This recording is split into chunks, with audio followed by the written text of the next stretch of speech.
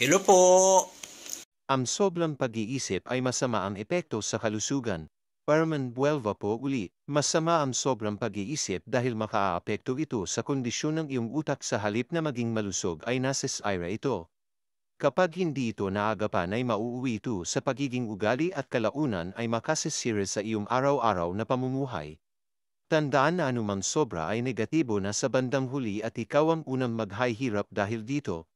Maaaring makaranas ka ng anxiety o pagkabalisa, depresyon, panic attack dahil sa sobrang pag-iisip dahil mayroon ka ng unrealistic fear para mas tumaas pa ang iyong pag-aalala. Ang sobrang pag-iisip ay nakasisirili ng relasyon sa iba at mawawalan na ng gana sa mga bagay-bagay. Kapag sobrang mag-isip ang isang tao, gumagawa siya mismo ng kanyang ikakastress na dapat sana ay nilalabanan o nakatuon ng isip sa realidad.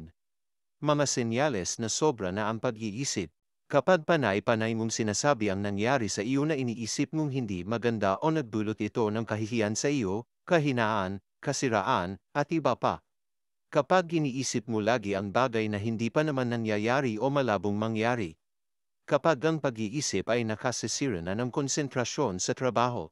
Kapag napapansin na ng mga nasa paligid mong hindi ka na makausap o mahirap kausap, tulala, nagsusulo o lumalayo.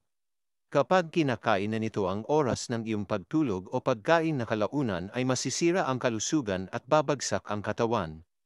Kapag inaagaw na nito ang oras sa pamilya, kaibigan at iba pa. Paano maiiwasan ang sobrang pag-iisip? Kailangan alam mong sobra na ang pag-iisip. Obserbahan ang sarili kung paano ka mag-isip. Kapag ramdam ng iba na ang paraan ng pag-iisip, tanggapin na ito ay maling kaugalian na dapat ihinto at gawan ng aksyon para makawala sa ganitong pag-uugali. Kailangan maging focus sa active problem solving at hindi hahayaang isipin na nandoon ka lamang lagi sa kaiisip ng problema. Humingi ng tulong sa mga taong positibong mag-isip o may magandang pananaw sa buhay. Iwasan ang pag-inom ng alak at paninigarilyo. Mag-ehersisyo ng regular, kumain ng tama at may sustansya, matulog sa oras, magkaroon ng reflection, isipin na may magandang mangyayari pa sa hinaharap tulad ng mga nangyari sa iyo noon. Kapag hindi talaga makontrol ang sobrang pag-iisip, agad na magpakonsulta sa doktor. Ingat po palagi. God bless po.